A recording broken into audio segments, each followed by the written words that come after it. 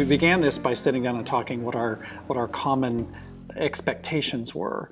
In general terms, because we know that specifically certain types of coverage will excel and pop out, but we knew we had high standards. I mean, we wanted the highest quality photos and illustrations to introduce stories of depth and consequence. And at the same time, though, we wanted students to have fun. We wanted content that engaged readers on a less serious level, with a variety of different story forms. And I think that's a sign of sophistication that the best of the best can achieve. We spend a lot of time looking through these, reading them, not only for what's in the story, but also what the story's about. How are they really hooking their readers into it? How are their readers going to learn something? Are they really covering their student body? And are they showing us that their students have a voice?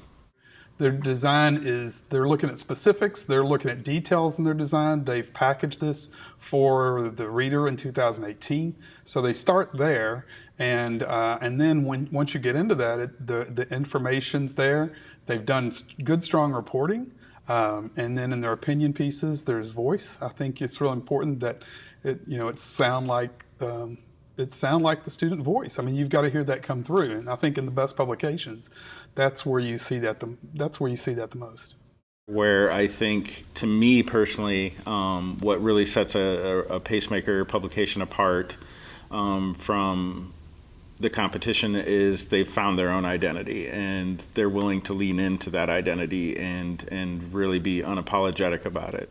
The best stories are really the ones that not only tell a compelling story visually, but once you actually start reading the story, there's really depth in it, and the sources they're quoting are not the obvious sources. These schools are really looking for meaningful and reputable sources to tell their stories that not only affect them, but also affect the community and the stand as to what the story is trying to cover.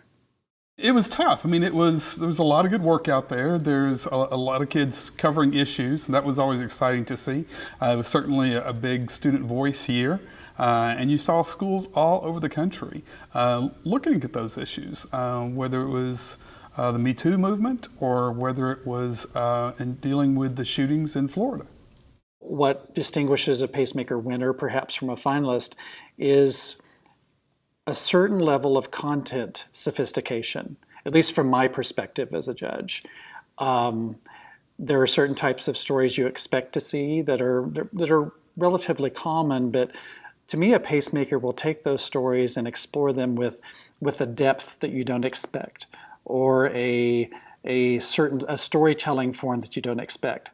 Even if it's a light topic like Halloween, we've all seen Halloween stories, but approaching that in a way that it's like, oh wow, I never thought about that before. And some of the best issues out there for what we saw, the best publications really rose to having some kind of big wow factor, whether it was with the design or the coverage or the writing or the photography. Photography is a great example of this.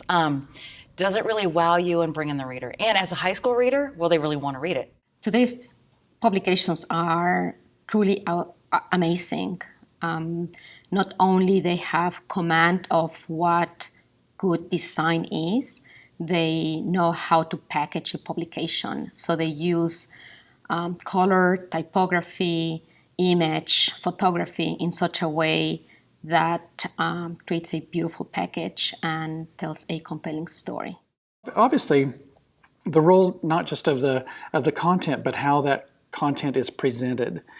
Strong photojournalism, strong illustrations, strong art direction. You may think that those are something that you would see maybe in a commercial or professional publication, but our Pacemaker winners rival those. I think my thoughts after spending time with this work is one, that there's really good work that's being done, that that there are good journalism programs, there are good advisors, there are good staffs, and they're out there doing the work day in and day out. It's present, it's available. The future of journalism is good, I think. But the other thing is that there's a lot of innovative stuff that's being done, and that's really inspiring. I work with students every day, and we look for inspiration in all places, and that seems to be happening as well at the high school level, and that's heartening to see, that they care enough about what they're doing to want to spend time in their craft. And that's a really good thing, because I think that just indicates to me that the future of journalism is really strong.